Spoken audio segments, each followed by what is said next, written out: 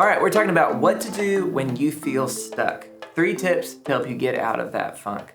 The first tip was go back to that first love, and you can watch that video on my channel. Now, the second tip is change up your routine. Now, if you're like me, you probably have routines and they're in place, and they're probably in place for good reason. You do a whole video series on routines and how they're life-giving. But for whatever reason, you're stuck. And so those routines are either letting you down or they've broken down, so it's time to change it up, to alter those routines.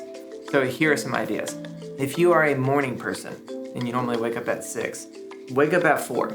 Get wild, go crazy, change it up for a few days. Get that early morning push. You'll be surprised and encouraged by what that early morning stillness will do for your soul, for your creative activity, and for that mental clarity.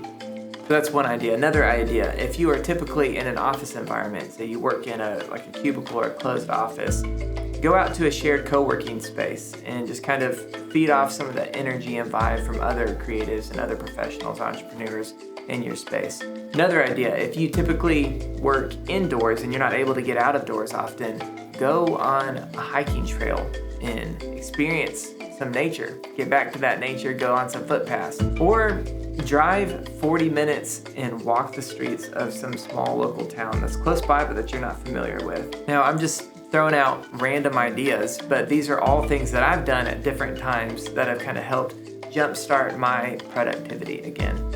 Now, I feel like out of all the tips that we'll be looking at, this one feels like the one that is almost fail-safe.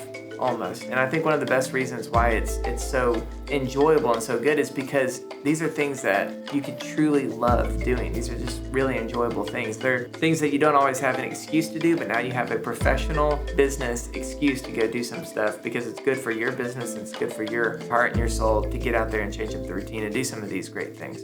So those are some ideas that can be some inspiration, but go out there and make it your own. And stay tuned for the next tip.